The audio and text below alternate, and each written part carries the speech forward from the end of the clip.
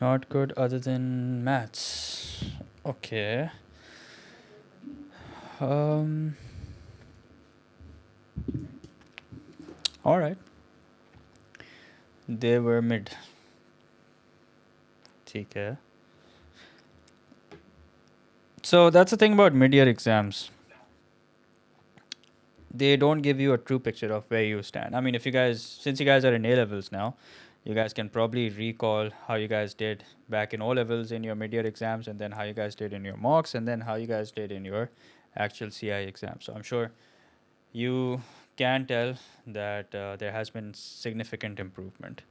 So make sure that you carry on the same pattern. Normally students end up with C's or sometimes even lower in mid-year exams, and then they improve it till they keep on improving till mocks, and then once you're done with mocks, then they work really hard and bring it up to an A or an A star, inshallah. Okay, so make sure that you guys, those of you who haven't done so well, make sure that you guys do the same. Okay, no need to get demotivated. Like I said, they're not a true reflection of where you stand. Just keep working hard, keep putting in the effort, and you will start gradually, of course, you will start seeing the difference. Okay. Okay, so let's. I had E's in mocks and then straight A's in CIs. Yeah, so in O levels, that is very common, but don't get carried away. Don't think that you can do the exact same thing in A levels as well. Okay, because what I'm trying to do here is I'm trying to motivate you guys. I'm trying to use that, what happened in O levels, as an example. But at the same time, I don't want you guys to get carried away and think that just because you did it once, you will be able to do it again. All right, so just be careful. Don't make it extra difficult for yourself. Don't put things off to, don't put it off unnecessarily.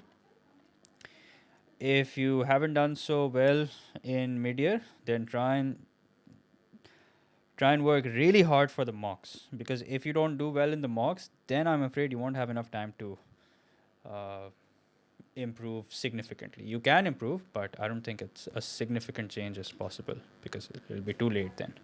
Okay. Anyway, so let's start now. Before I start, we are going to do, okay, your mock, inshallah. I will take a mock once we are done with P1. Okay, once we're through with P1, I will take a mock. The reason why I'm not taking a mock right now is because taking a mock means slowing down the syllabus. So I just want to finish the syllabus and then we can take a mock. Okay? Acha. So, as I was saying, we are done with translation. So, who can tell me what translation is in simple terms? All right, and I'm not asking for a formula. I'm not asking for how it's defined or anything. Just in simple terms, translating a curve means what?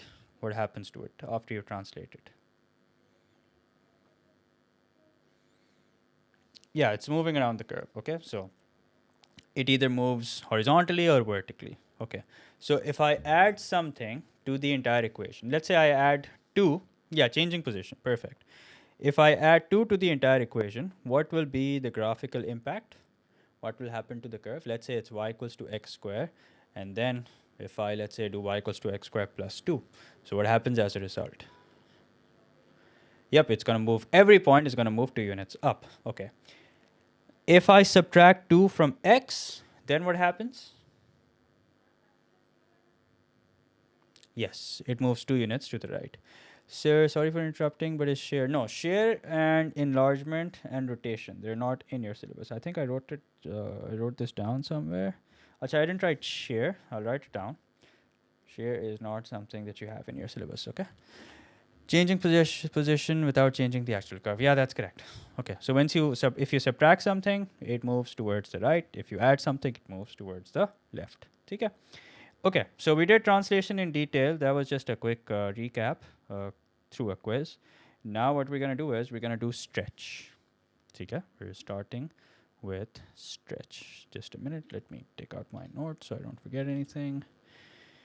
Yep, here they are. Okay. So if you guys remember, we did an overview of every type of transformation. Yes.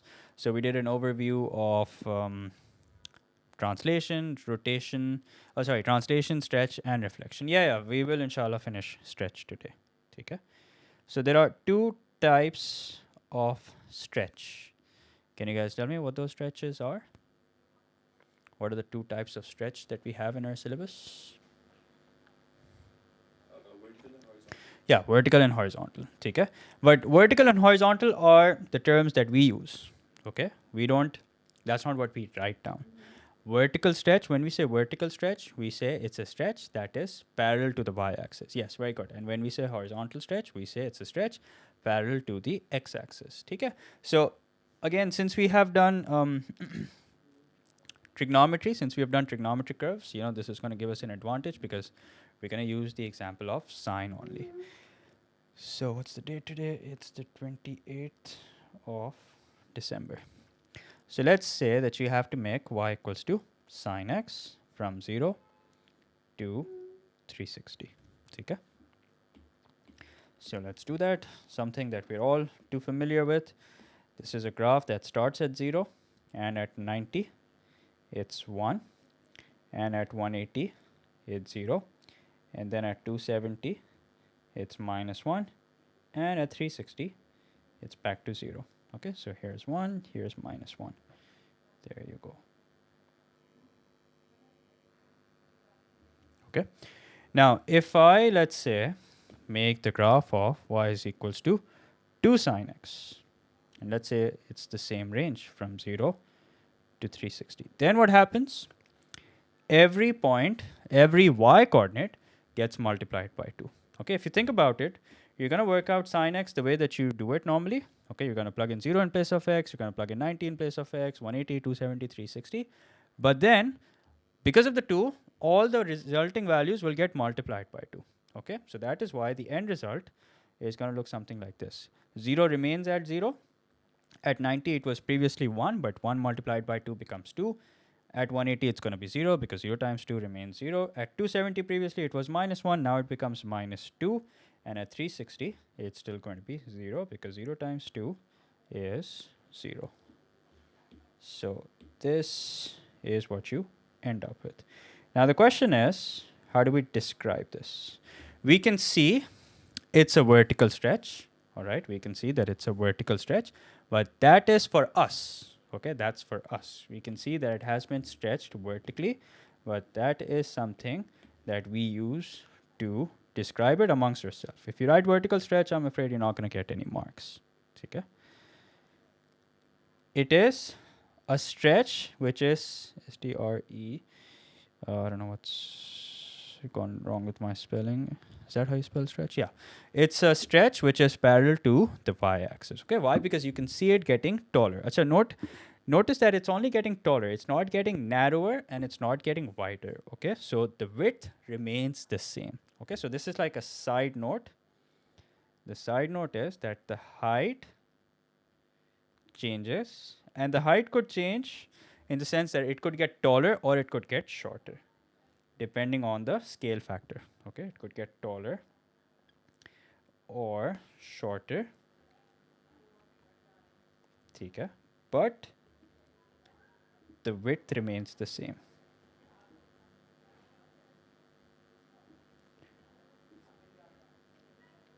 Okay, now let's write this down. Okay, let's write this down and see how we define it. So this is what we say. The graph of y is equals to k times of f of x, where k is a constant, okay, is a stretch of the graph y is equals to f of x parallel to the y-axis. Parallel to the y-axis, okay, and that's not the end, with stretch factor k. Okay, so for example, in translation, every translation is defined by a vector, or as we say, a translation matrix. So what is a stretch defined by? It's defined by two things. What are those two things? What it's parallel to and what the scale factor is. Okay, so let's highlight what's important over here. Number one, that it's a stretch. Number two, that it's parallel to the y-axis. And number three, the scale factor. So for example, if I ask you to stretch a curve, okay, tell me if that's sufficient information for you to solve a question. If I give you a curve and I say stretch it, is that is this information sufficient? Of course not. Okay, just like if I give you a curve and if I say translate it, is this information sufficient? No. If I go a step further and I say stretch it using scale factor of 2, is this information sufficient? No, it's still not sufficient. Why is it not sufficient? Because I haven't told you whether you should do it parallel to the y-axis or whether you should do it parallel to the x-axis. Okay, so there are 3 things you need to know. For example, if I ask you to rotate a triangle 90 degrees, not enough information. If I ask you to rotate a triangle 90 degrees clockwise, again, not enough information. Why? Because what's missing? The center is missing. If I say rotate a triangle 90 degrees clockwise using this origin as center, that is incomplete information. Okay? But sir, 2 before sign doesn't mean vertical. Yeah, it does mean vertical. So you have to write it. Okay, you have to mention it that it's a vertical stretch. No, sir, I'm talking about that when you just gave an example that if I just say that you have to do a stretch of two, the scale as a stretch factor two. So wouldn't this be enough to understand that the scale factor is before the function k? So it means that you have to stretch it vertically. Yeah, for you, okay. If the question is asking you to draw the curve that you get after stretching it, so obviously for you it's enough to understand. But if let's say you have to describe it, yes, Jan, I'm coming to that. If let's say you're given the original curve and you're given the curve that you get after you stretch it, okay? And if let's say you're asked to describe it, then you have to write everything. You have to write that it's a stretch parallel to the y-axis with scale factor, whatever the scale factor is. In this case, 2. Okay? So you have to, so it's not like you have to write the statement word for word. You have to mention 3 things if you're describing a stretch. You have to mention what it's, first of all, you have to write down the transformation, okay, which is a stretch. But if the question says describe the stretch, that means the question has already described the transformation for you. Now you just need to write down what kind of a stretch it is. So you have to write down what it's parallel to, and then you have to write down the scale factor or stretch factor. Okay, if I ever end up saying scale factor, please understand it's the same thing as stretch factor. Okay, so does that answer your question, Shayan?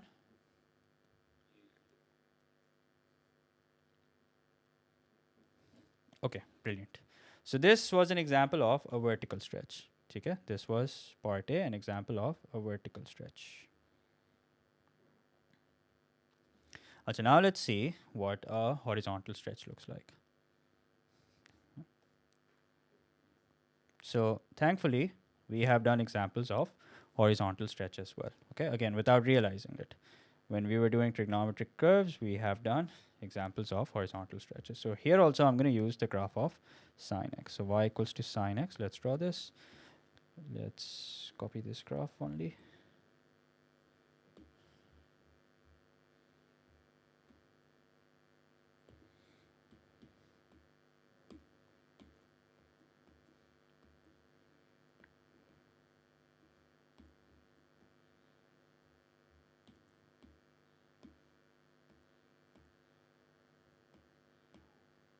Okay, so this graph has been drawn from 0 to 360.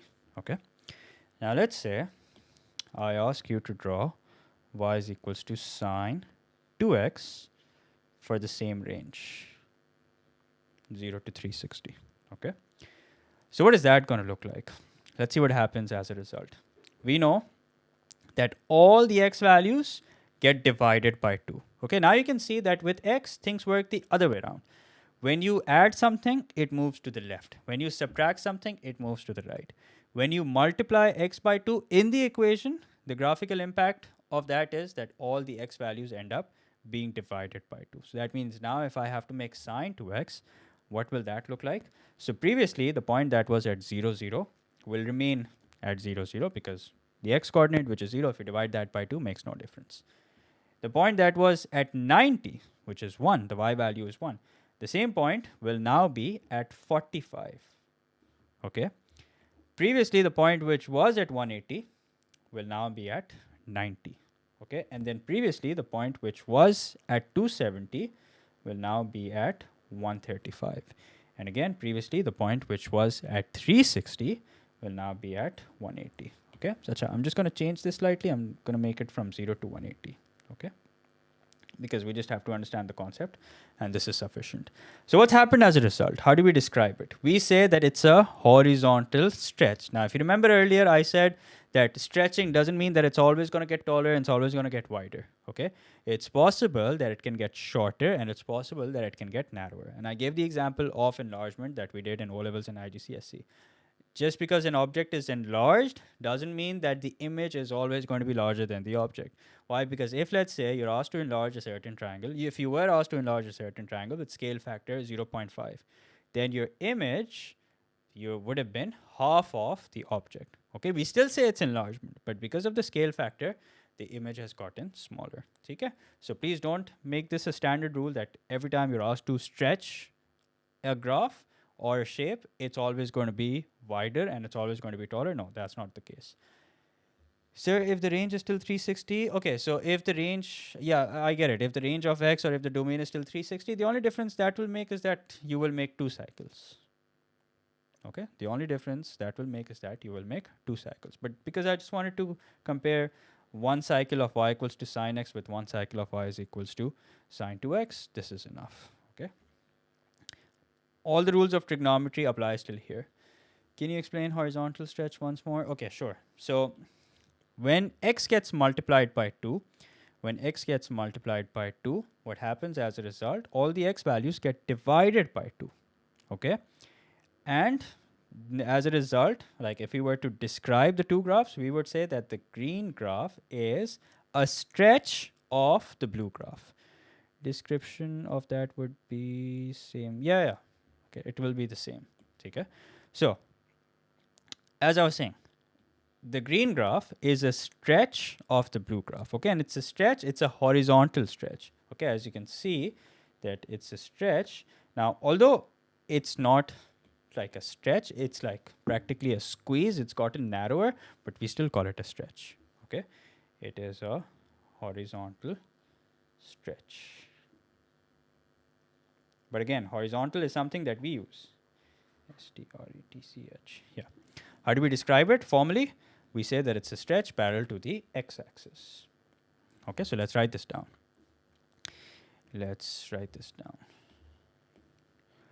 The graph of y is equals to f of kx is a stretch. Okay, I think I really need to work on my spellings. Stretch, yeah, is a stretch of the graph of y equals to f of x with, now here's the thing, what will be the stretch factor here? What do you think the stretch factor will be? Stretch factor, okay, I'll give you a hint. What's exactly happening to all the values of x? What is happening to all the values of x? Yes, that's correct. The stretch factor will be 1 upon 2. Okay, so remember with x, it's the other way around. Okay, this every time something is being done horizontally every time something is being done horizontally, it's going to be the other way around, opposite of what you see in the equation. So if in the equation you see x getting multiplied by 2, what's happening to the points? The points are getting divided by 2. So that means it's a stretch of the graph y is equals to f of x parallel to the x-axis, parallel to the x-axis. And what's the stretch factor? It's 1 upon k.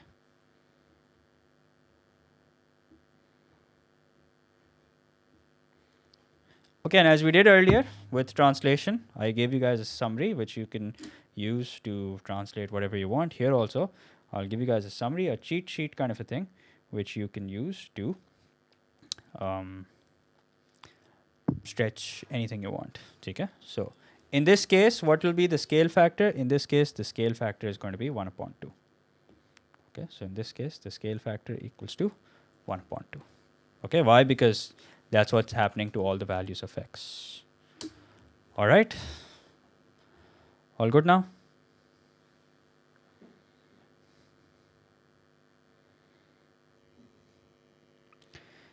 Are these rules only for sine? No. These rules apply to every curve there is. The reason why we use trigonometric curves is because in a trigonometric curve, we can see the stretch clearly. We can see the horizontal stretch clearly. We can see the vertical stretch clearly. That's why we use trigonometric curves as an example. Okay, you can apply this to quadratic curves. You can apply this to exponential curves, any curve there is. ठीक है? You can even, in fact, you can even apply it to a circle. Okay, now I will give you guys a summary, okay, and then we're going to do some questions. Acha, before I give you guys a summary, let's just play around with some graphs here. So let's say we have y equals to sine x, okay, and let's say that we have y is equals to a sine x. Okay, now let's play around with the value of a. Previous question, yeah, in the previous question, the scale factor was equal to 2. Okay, didn't I write it down?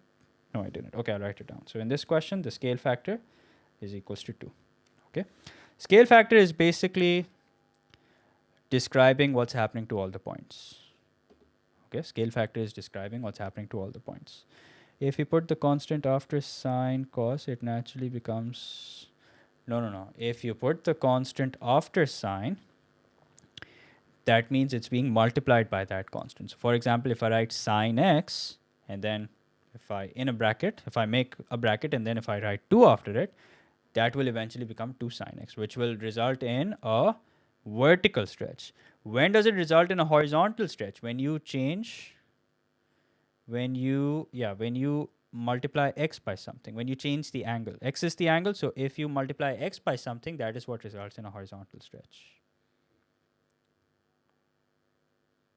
ठीक है? Okay, अभी देख लेते हैं, ठीक है? Nothing to worry about. So, as you can see, the value of a right now is 1. What do you think will happen if I start increasing the value of a? It's going to get taller and taller. Okay? Now, what's not happening is that the graph is not getting wider or narrower. Acha, let me write that down as well as a side note. Yeah. I'll write a side note here.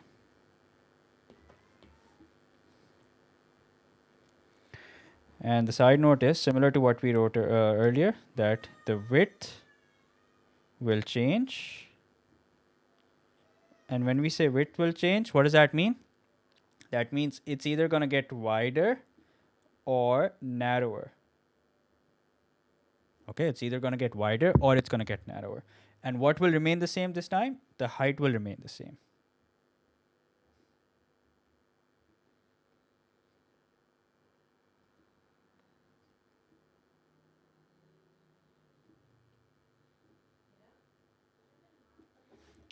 Okay, so coming back. So we were increasing the value of a. As we are increasing the value of a, what do we see? We see that the graph is getting taller and taller, and what's not changing is the width. Okay, the width remains the same. Even previously, one cycle was ending at 360, and now also one cycle is ending at 360. So this is an example of a vertical stretch. Now let's see what happens if we stretch it horizontally. Although we know that already, but let's just do it anyway. Okay. So at the moment, you can see a is 1. As I keep on increasing the value of a, let's change it to 2. In fact, एक काम करते हैं. Wait a minute. To better understand, let's let y equals to sine x be as it is, and let's make another one where y is equals to sine 2x. Okay, so we can clearly see the difference. All right, so what we're going to do is we're going to compare. Yeah, we're going to compare the first cycle. Okay, so look at this value. Previously, this is the original graph. Previously, the graph was 1 when x was 90. Now, the graph is again 1, but this time it's 1 at 45. Okay, and then if you look at this point, the graph at 180 was equal to 0. The graph is still equal to 0, but this time it's equal to 0 at 90. So you can see all the x values have gotten divided by 2, which is why we say that the scale factor is 1 upon 2. Now, what do you think? This is a question for you guys. What do you think will happen if instead of x, this turned out to be x upon 2? What do you think will happen then? What do you think will happen if instead I decided to make x upon 2? That's correct. All the values will now get multiplied by 2. Okay, all the x values will now get multiplied by 2. So dividing x by 2 in the equation results in the values of x getting multiplied by 2. Now what do you think? You think will the graph get narrower or will the graph get wider? What do you think? You think the graph will get narrower or will the graph get wider? That's correct. It will get wider. Good job. So you can see here. Now let's compare. So what we're going to do is we're going to compare the half a cycle of this graph and we're going to compare the full cycle of the other graph. So previously, originally the graph was 1 when x was 90. Now, as far as y equals to sine x upon 2 is concerned, it's still 1, but it is 1 at 180. Okay. Originally, the graph was 0 at 180. Now this graph, the new graph, the stretched graph, is still 0, but this time it's 0 at 360. So what's happened as a result? The graph has been stretched parallel to the x-axis with the scale factor 2. Okay? Because in the equation we divided by 2, so as a result, the graph got wider and it has now been stretched with scale factor 2. Okay? So with x, just remember it's the opposite of what you see in the equation. Okay, if in the equation you see x being multiplied by 2, that means the values are actually getting divided by 2. If in the equation you see x being divided by 2, that means in actual, all the values on the graph are getting multiplied by 2. Okay, so I'll make a table which will help you understand how this works. Okay, which you can always refer to over and over again to understand how this works. Okay, exactly like we did with translation. But it's important to see, visualize and see what is actually going on. Once you've done that, then you can just memorize this table. Okay, so can I see? Yeah, sure. There you go. Let me know when you're done having a look. Sir, while someone is checking this, can I ask a question about the previous class? It's just one. Yeah, go ahead. So previously in the last class we were discussing about the translation, and in which you said that a would be greater than 0. Hmm. Is this rule for like always? Won't we have some questions in which a would be less than 0? No, we will have questions with less than 0, but okay, just a minute. Nayan, let me know when you're done.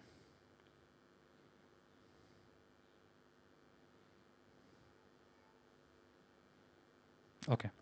So we will obviously have questions where a is less than 0, but the thing is, the reason why I said a is greater than 0 is because here you don't end up thinking that a could be a negative value, in which case negative negative will cancel out and this will eventually become plus. Okay, and we'll be back to the first case. So this is just a side note. It's not something that will, I mean, it's not like you have to do something else when a is less than 0. Okay, this is just relevant to this table that I've drawn here. So if a was less than 0, for example, if a was less than 0, then what will happen over here? F of x minus a will become f of x plus a. So this is just to, it's like prevent that from happening, that a is less than 0, in which case it becomes f of x plus a.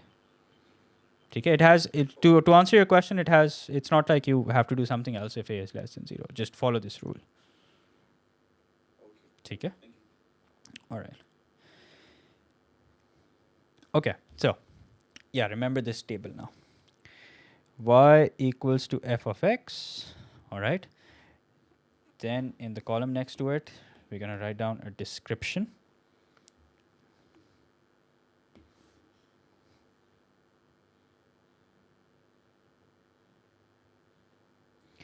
And then in the column next to it, we're going to write down the scale factor. And then, most importantly, we're going to write down what happens to the point. So if you have a point, x comma y, what happens to it as a result. Okay. And then once you've understood this, which you have already, but once you have sort of memorized this, you can apply this to any stretch question and get your answer. Okay. So if let's say you have y is equals to k times f of x. Okay. So how do you describe this? This is a stretch. Okay. Now we don't need to write down stretch because we know that this entire table is for stretch, but let's write it down anyway. It's a stretch parallel to the y-axis.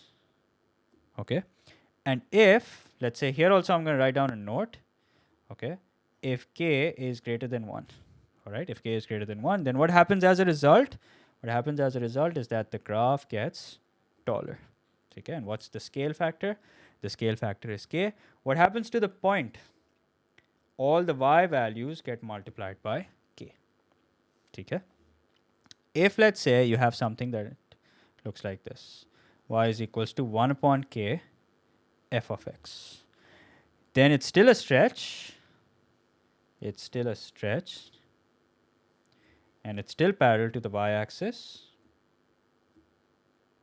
It's a stretch parallel to the y-axis, but what will happen to the graph is that it's going to get shorter. It's like you have y equals to sine x, and then you draw y equals to half sine x. What happens as a result? The graph gets shorter. Okay. What will be the scale factor? The scale factor will be 1 upon k. What will happen to the point? The point will be k upon y, or y upon k, sorry. All the y values will get divided by k. Okay. So these two are your two types of vertical stretches. Okay. Then you have y is equals to f of kx. This is also a stretch, but this is a stretch that's parallel to the x-axis. Stretch parallel to the x-axis. And what happens here? What happens to the graph? Does it get wider or does it get narrower? It gets narrower. Okay. And what about the scale factor? The scale factor will be 1 upon k. But what happens to the point? What happens to the point is that all the x values get divided by the scale factor. Okay? Or you can say, sorry, all the x values get multiplied by the scale factor. Okay? Because 1 upon k into x is how you end up with x upon k.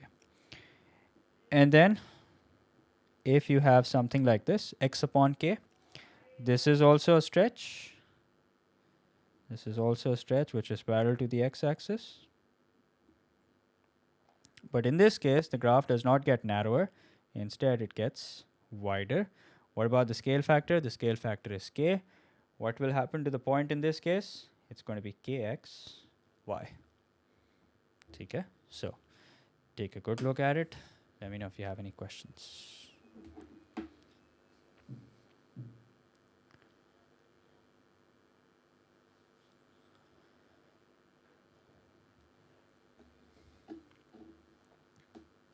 All right, all good now?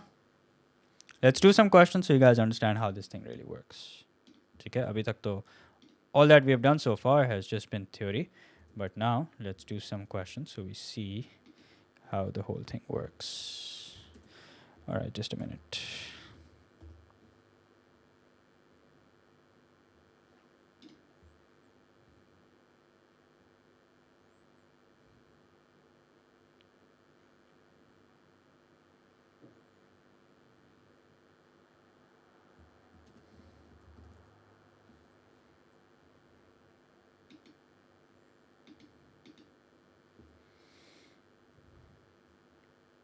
Okay. So we're going to do some questions from the book first, and then we are going to, what do you call it? Then we're going to, well, I don't think we'll be able to start past papers today, but let's do some questions from the book first. Just a minute.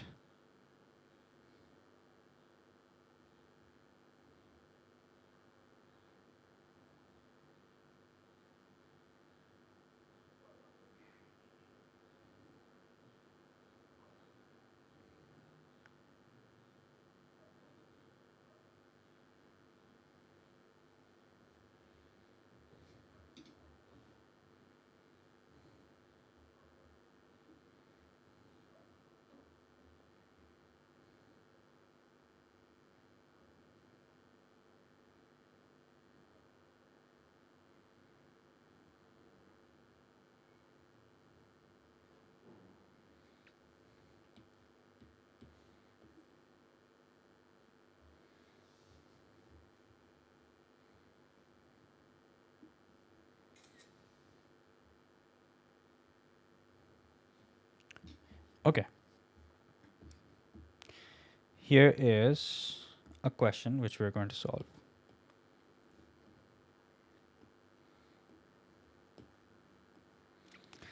There are two parts to this question, and you can expect questions like these. Okay, we have questions like these in past papers also. The diagram shows the graph of y is equals to f of x. Now, you don't need to know what the equation is. All right, that's not relevant because you're not supposed to find out the transformed equation. You're not supposed to find out the equation after the stretch. What you are supposed to do is you're supposed to sketch the graph after a certain transformation, which is stretch obviously in this case, since that's what we're doing. Okay, so first of all, let's identify what part A is. Can you tell me what part A is before we actually apply it? Let's write it down. What is it? Is it translation, stretch? If it's stretch, then narrow it down to what it is. All right, it's a vertical stretch. Or if that's not what we say, what do we say? We say it's a stretch parallel to the y-axis. So it's a stretch, everybody knows that, parallel to y-axis. What about the scale factor or the stretch factor? Scale factor or stretch factor is 3. Okay, what happens as a result? What will happen to the graph? What will happen to every single point as a result? It's going to get taller. All right, elaborate. What will change and what will not change? The height of the graph will change, but the width will remain. Very good. The height will change. The width will remain the same. What does that mean? That means the x coordinates will remain the same. The y coordinates, however, will change. And what will be the change? The change will be that all the y values will get multiplied by 3. So here's what you can do. If you want to have like a very systematic approach towards a question like this, which I will recommend, is that you can write down the impact on every single point. This is what's going to happen, right? Where k is equals to 3. K is equals to 3. So what we can do is we can write down some important points and then see what the transformed point will look like, mark them, and then join them. Okay. Now you may be thinking, do we have to do all this? Can't we just do it point by point without writing it down? Yes, of course you can do that. But since we're just starting, this is the first question that we're solving, we're going to have a systematic approach. Okay. So let's start with this point, which has coordinates -6, 1. What will the coordinates look like after we stretch it parallel to the y-axis with stretch factor 3? -6, 3. Okay. So you can mark as you go along. Okay, I'll do that with a different color so you guys can distinguish. Here it is. Okay, now let's do the same with this point right here, which has coordinates -3, 1. -3, 1. What will it look like after we stretch it vertically? It's -3 will remain as it is. The y coordinate will become 3. Okay, so here we have the y coordinate has now become 3. Okay? And then once you have like found your rhythm, then you can do it directly. So like for example, this point, we know that the x coordinate will remain the same. The y coordinate, which is currently 2, will now be, what will be the new y coordinates if you stretch it parallel to y-axis with stretch factor 3? It's going to be 6. Okay, and then you can move to this point. Jannat, just a minute, let me get through this, then then we'll go back. If we get to this point, this has coordinates 2, -2. What will the new coordinate be? That's correct, -6. And then this point, which has coordinate 3, -1, now it's going to be 3, -3. And then this point, 6, -1, will be 6, -3. Okay, so you could have done this for every single point, but if you feel like that's not necessary, then don't do it. Just do it directly.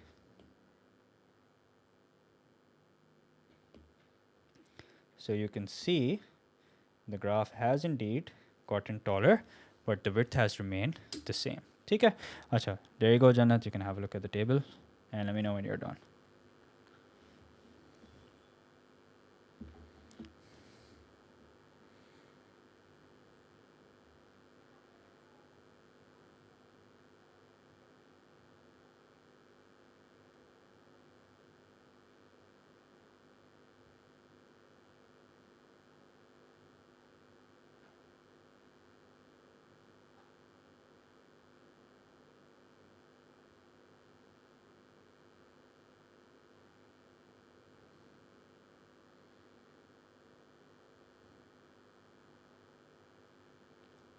Okay.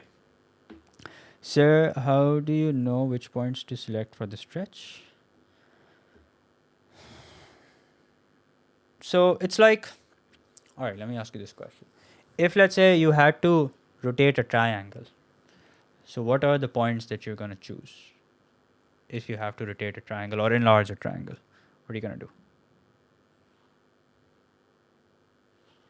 Are you going to 3 points? Why? Because you know that if you have those three endpoints, when you join them, you will be able to find all the other points as well. So if let's say you have a triangle, for example, if let's say you have a triangle that looks like this, and let's say we're in O levels and we have to enlarge it with with whatever the scale factor is, whatever the center is. But the thing is, we're not gonna do that. We're not gonna apply the transformation or enlargement to every single point, are we? Okay, we're just gonna pick 3 points because we know that if I can somehow enlarge these 3 points and then join them, we will have all the other points as well. Okay, so that's how I picked the points. So this is, you can say, a straight line. I picked the 2 endpoints. This is another line. I picked the 2 endpoints. Another line. I picked the 2 endpoints. Another line. I picked the 2 endpoints. And another line where I picked the 2 endpoints. What if it's a circle? If it's a circle, then you can pick 4 points. So if you have to stretch it vertically, okay, if you have to stretch it vertically, it's a good question. You've got me thinking. If it's a circle which you have to stretch vertically, let's say. Okay, let me draw a nice circle first.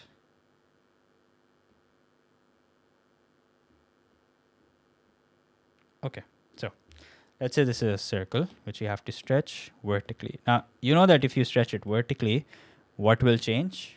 The height will change. Okay? The width will remain the same.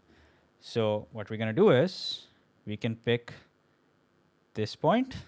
Okay? We can pick this point right here. We can pick this point right here. And we can pick this point right here. That's it. And then find out the stretch points, join them, and you will have your answer. So what if scale factor is minus? Okay, so if scale factor is minus, then what happens is your graph ends up getting reflected as well. Then you have 2 transformations. Okay, the reason why we're not doing that is because we haven't done reflection yet. But since you've asked me this question, I'll answer it.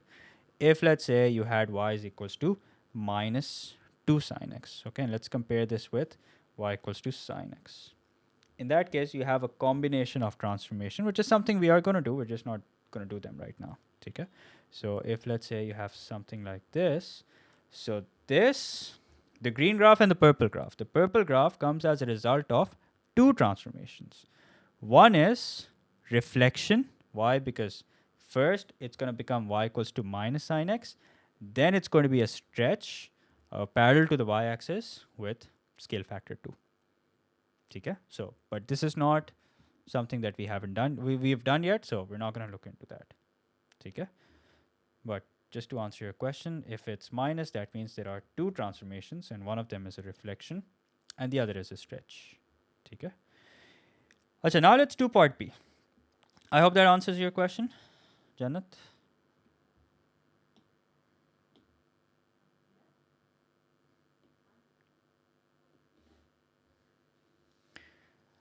Part B. In part B, first of all, let's describe it. Can you guys do that? Can you guys describe the transformation for me?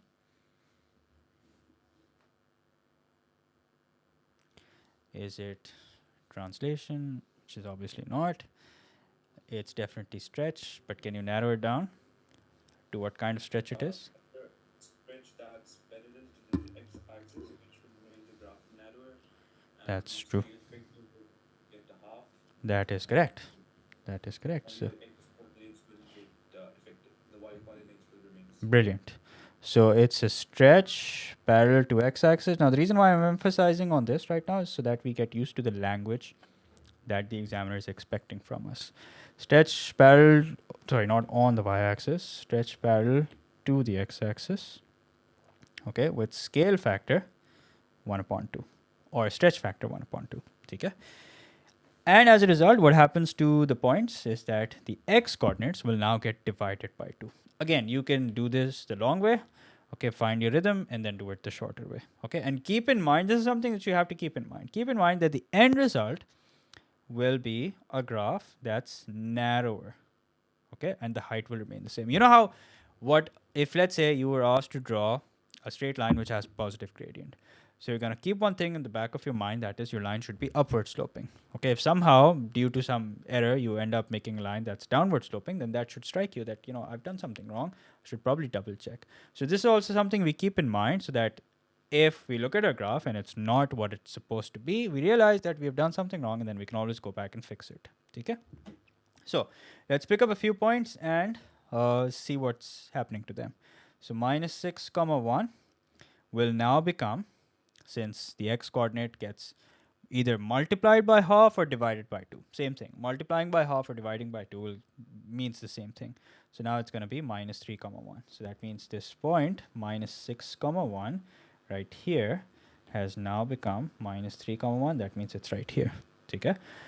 Acha. Then this point, which is negative 3 comma 1, will now become negative 3 and will now become, let's see what happens to it now, will now become negative 3 upon 2 comma 1. Okay, so negative 3 upon 2 means negative 1.5 comma 1 means it's going to be right here. Okay, and then let's move on to this point, which is minus 2 comma 2. What will it be now? It's going to be minus 1 comma 2. Okay, and then let's jump to this point right here, which is 2 comma negative 2. Chalo, you guys tell me, what will happen to this point, 2 comma negative 2? What will it be now? 2 comma negative 2. Where will we find it after we stretch it parallel to the x-axis with scale factor 1 upon 2? 1 comma negative 2, that's correct. So that's right here. Okay. And then what about this point right here, which is 3 comma negative 1?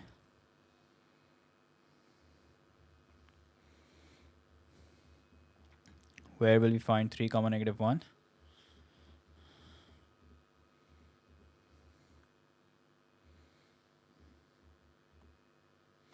Upon 2 negative 1, that's correct.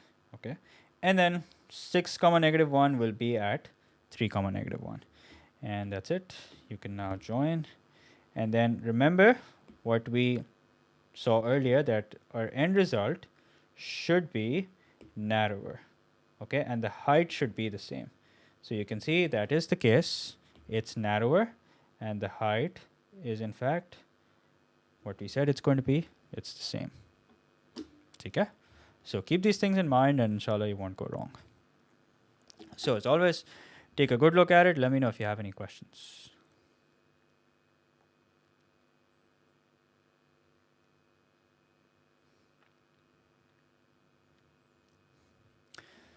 So far it's been easy. Well, that's pretty much it. I mean, this is as difficult as it gets. I mean, we still have to see what happens to the equation. Okay. And as we saw earlier in translation, we may be given the original equation and the equation after a certain stretch, and we might have to describe what stretch it is. But yeah, that's how it is. Sir, why did you stop spinning your pen? I didn't stop. Did I stop? Okay. I don't know. I think I just don't do it as often as I did back in the day. All right. Nice of you to notice. Khair. There's no particular reason why I stopped, but yeah. Khair. Make a tutorial. Yeah, I've had a lot of requests. But the thing is, this is something I know, but I don't know if I can teach it. Like, it's just... I mean, I don't know how I do it. I just do it. So it's not something I can teach. Not because I don't want to teach. It's just that I can't teach. This is what happens when you watch too. Khair. Chale, let's get back to work. Find the equation of each graph after the given transformation. First part. So here, what we have to do is, if you remember, when we were doing translation, you had to find the equation after translating it by so-and-so vector. Okay. So y equals to 3x square after a stretch. Now, what are the keywords that we're looking for? We know that it's a stretch. Okay, we know all these questions are a stretch, so that's not exactly something we're worried about right now, at least. Parallel to the y-axis and the scale factor, stretch factor. Okay. So what will happen if we take y equals to 3x square and we stretch it parallel to the y-axis with scale factor 2? What will it look like after stretching it? That's correct, 3 into 2. So all we got to do is multiply the entire equation by 2 and we get y is equals to 6x squared as a result. Okay, easy, nothing to worry about. Okay, so here's what I'm going to do. There are how many parts? 5 parts. I'll do 2 parts and then I want you guys to do the remaining 3. So I've done the first part. Part B you guys will solve. I'll do part D and then the rest you guys will do. Okay, so here's part D. In part D, you have y is equals to 2x squared minus 8x plus 10, which you want to stretch parallel to the x-axis with stretch factor 2. Okay, so you're stretching it parallel to the x-axis with stretch factor 2. We're talking about part D. We're not doing part B. Remember, I said part B, C, E. You guys are going to solve, not right now, later. We're doing part D. So tell me what will happen in part D. Okay, if you want, you can refer to the table. Okay, you can refer to the table. मैं काम करता हूँ. Let me take a screenshot of the table and put it somewhere over here so you guys can refer to it.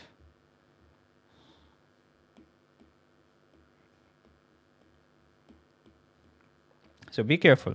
All right, remember with x you have to be careful. So what do you think?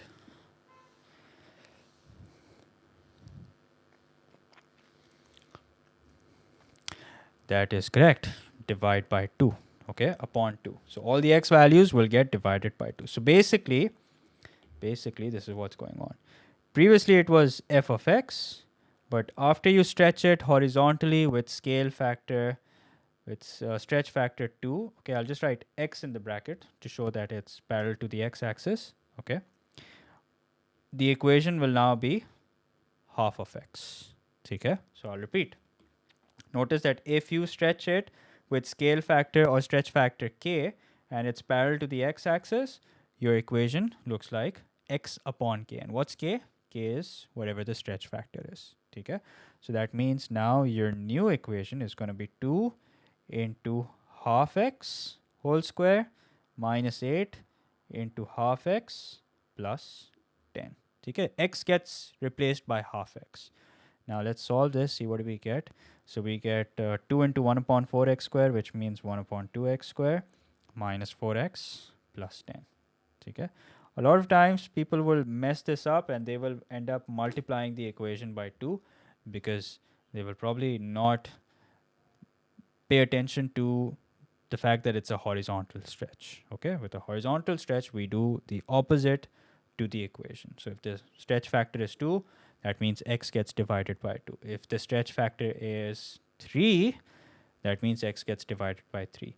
If the stretch factor is 1 upon 2, that means x gets multiplied by 2. Okay, so I've given you a hint which will help you solve a certain question.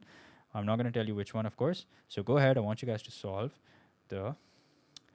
It's x square, not 1 upon 2. No, it's going to be 1 upon 2x squared. First, you will square half, which will make it 1 upon 4x squared. Then when you multiply that by 2, you get 1 upon 2x squared. This is what you're talking about, right, Ayan? 1 upon 2x whole square will become 1 upon 4x squared. And then when you multiply it by 2, it's going to become half x squared. Okay, you can't cancel it out. Okay. Who's going to use BOD mass here? What happened to that? BOD mass, bracket, order. It's not bracket open. Bracket, order, division, multiplication, addition, subtraction. Okay, so first you're going to take care of the bracket. Then you're going to take care of the multiplication, division, everything else. Okay, and once you take care of the bracket, that means this gets squared, which will result in this being 1 upon 4. And yeah, that's how we get 1 upon 2. Okay, so I hope that answers your question. I hope that clarifies it. The power of c is a bit blurred. It's 2 to the power of x. 2 to the power of x.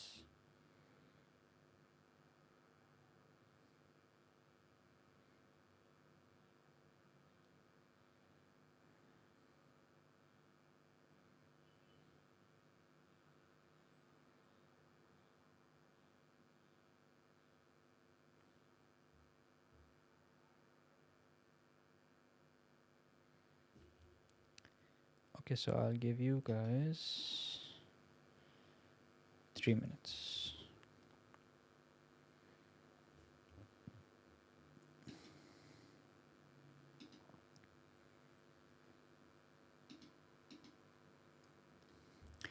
Will E be 3x square minus 12x?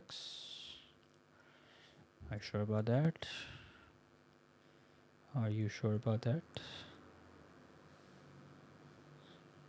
It's a stretch, but it's a stretch which is parallel to the x-axis, and the scale factor is 1 upon 3.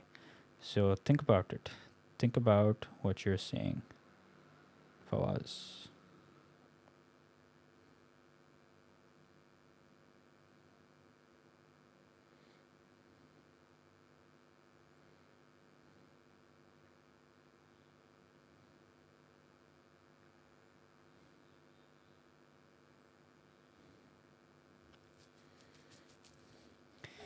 Okay, good job, Arij. It's 3x squared minus 3. So for part B, we multiply the entire equation by 3 because it's a stretch which is parallel to the y-axis. So nothing to worry about. Whatever the scale stretch factor is, you multiply the entire equation with it. So what you get is 3x cubed minus 3. Part C, again, nothing to worry about because it is a stretch which is parallel to the y-axis and the stretch factor is 1 upon 2. So it's going to be 1 upon 2 into 2 power of x plus 4, which of course you can then simplify and write it as 1 power of x plus 2. Okay? Or simply, yeah, okay.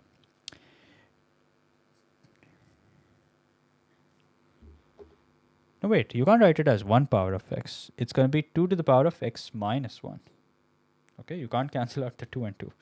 I don't know why I agreed with that. When you simplify this, remember rules of indices, 2 to the power of x upon 2 plus 4 upon 2. So this will become 2 to the power of x minus 1 plus 2.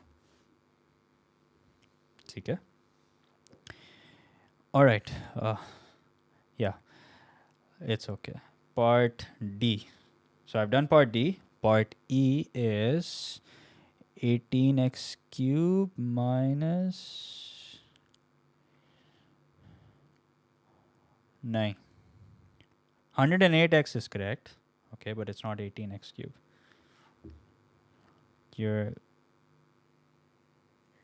Yes, 162x cubed. That's correct.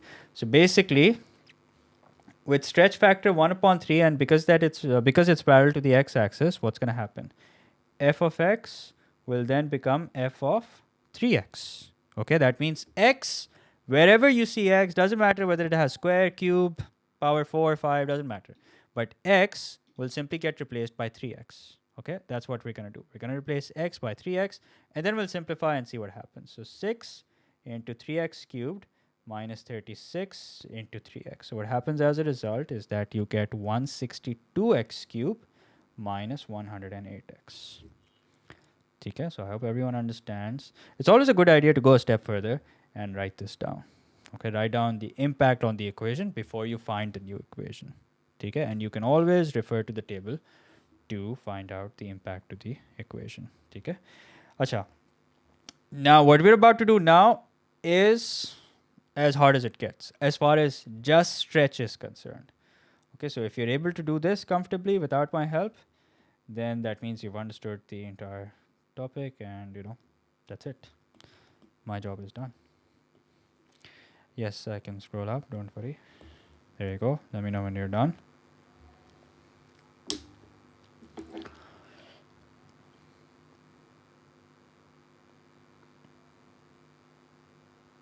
Okay. So go ahead. Do you guys need my help in this? We haven't done this yet, but I'm sure you guys can do it without my help. Okay, the concept is there with you. So what you have to do is you have to do the opposite. Like for example, you have to identify what the transformation is. Okay, so try it out. See if you guys can do it. If you can't, then obviously I will help. But first I want you guys to give it a shot. Which app do I use? I use PDF Expert. I won't say it's the best. There is good notes. There is notability, there is color note. But yeah, it's pretty good. I'm used to it. That's why I still use it.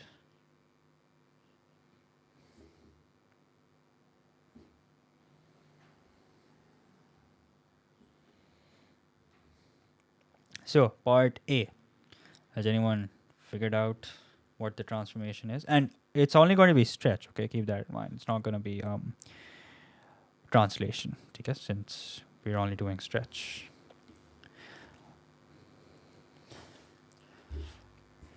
Do you think it's a stretch parallel to the y-axis? Acha. If it was a stretch parallel to the y-axis, acha, ठीक है, चलो, let's agree that it's a stretch parallel to the y-axis. What do you think is the scale factor?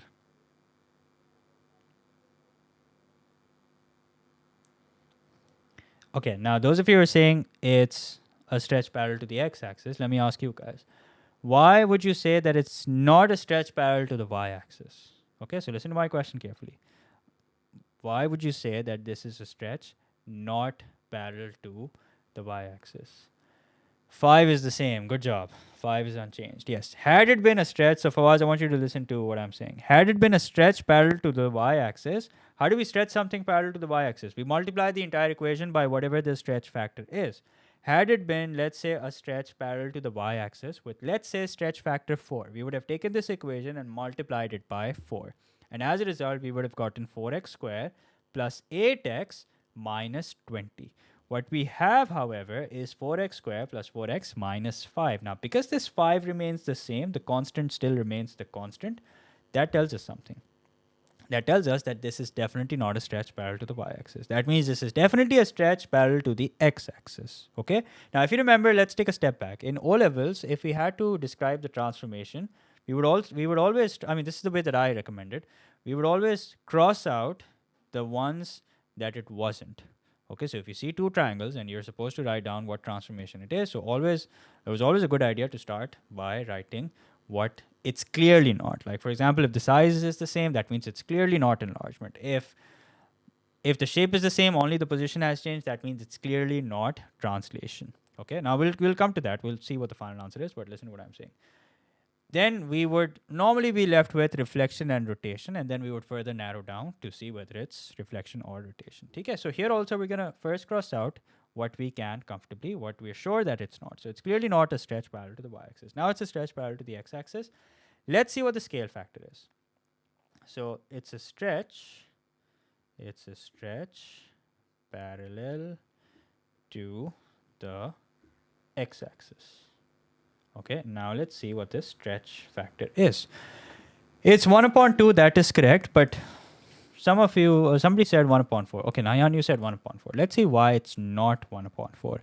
Had it been 1 upon 4, so f of x, if you stretch it with scale factor 1 upon 4, that means we would have gotten 4x. I see, na? So that means now our equation would have been 4x whole square plus 2 into 4x minus 5. You think that's what it is? You think the scale factor, stretch factor is 1 upon 4? Nayan, question for you? Yeah, that's not what it is. Okay, so it's okay if you think it's 1 upon 4. Just apply it and see if you end up with what you're supposed to end up.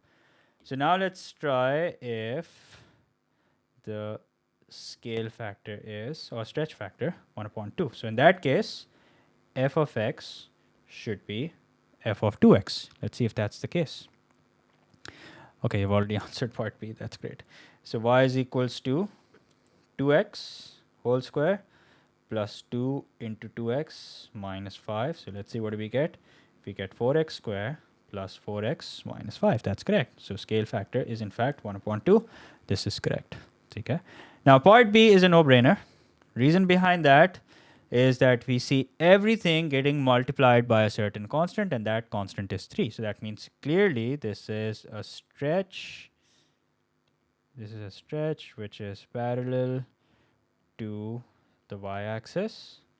Stretch parallel to the y-axis, and the scale factor is 3. Okay, no brainer. All right, what about part C and D?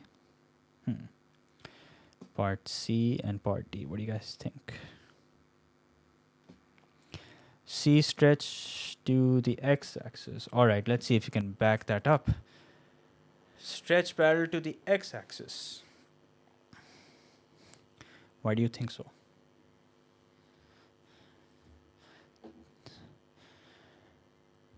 Yes, it's parallel to the y-axis. Dekho, I want all of you to pay close attention. It's a stretch. Let's see why it's not a stretch parallel to the y-axis, to the x-axis, because the constant has also changed. Also, although the constant has no x in it, but it's still changed. Okay, when does that happen? When does the constant change? When you multiply the entire equation by something. And when you multiply the entire equation by something, that means you're stretching it parallel to the y-axis. Now you have to see what exactly has the entire equation been multiplied with. So if this 1 is turning into 2, that means you're stretching it vertically or parallel to the y-axis with scale factor 2. Okay? So it's a stretch parallel to y-axis and the scale factor or stretch factor is 2. Okay? Fawaz, is it clear now?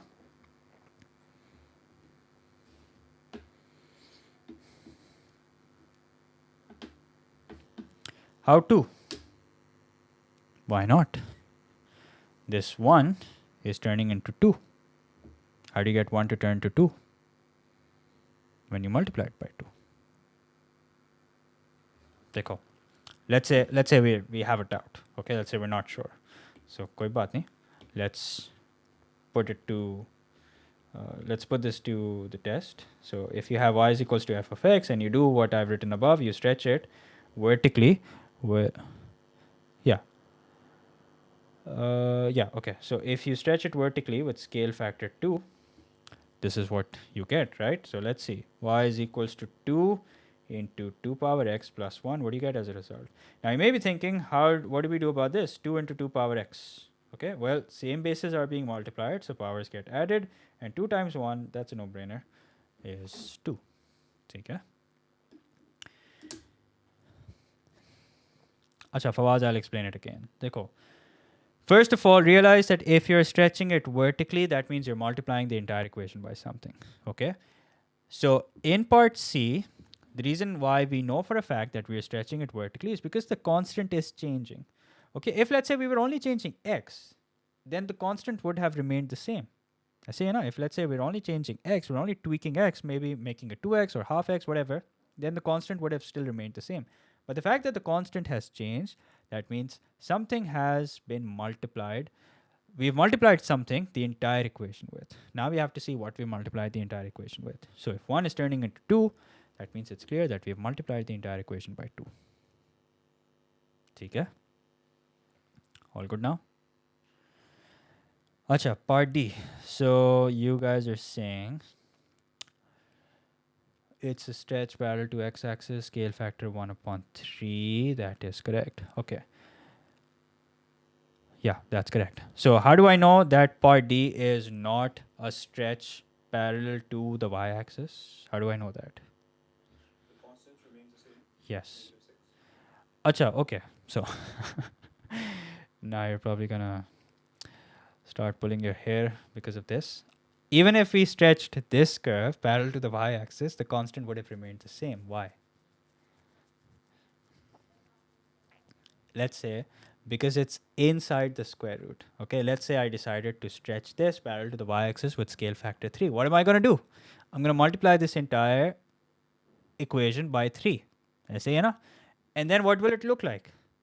It will look like 3 square root of x minus 6. Okay, so the constant still remains the same because it's inside the square root. Okay, this is not an exception to the rule. All right, don't think that this is an exception to the rule. This is just something which is happening because of the square root. Okay, so this is what it will look like if we stretched it vertically parallel to the y-axis with a certain scale factor. Okay, so I hope that's clear to everyone. Okay, देखो ना, common sense की बात है ना. If you're multiplying this expression by something, obviously you're not going to multiply 6 by it. Okay, how do you multiply square roots? You multiply what you have outside the square root.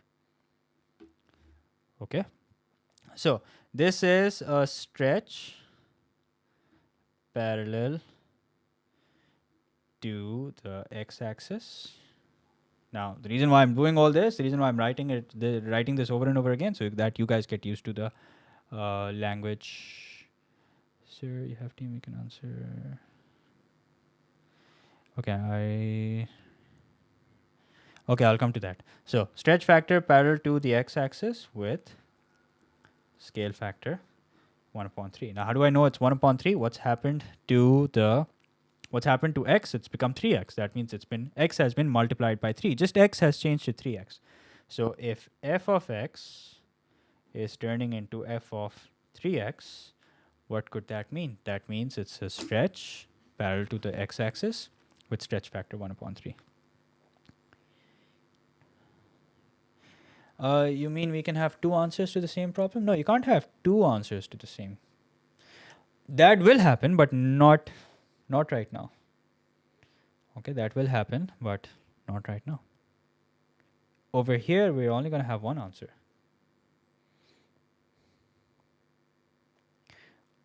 Why do you think we'll have two answers in this particular case? What are the two answers that we have to this question?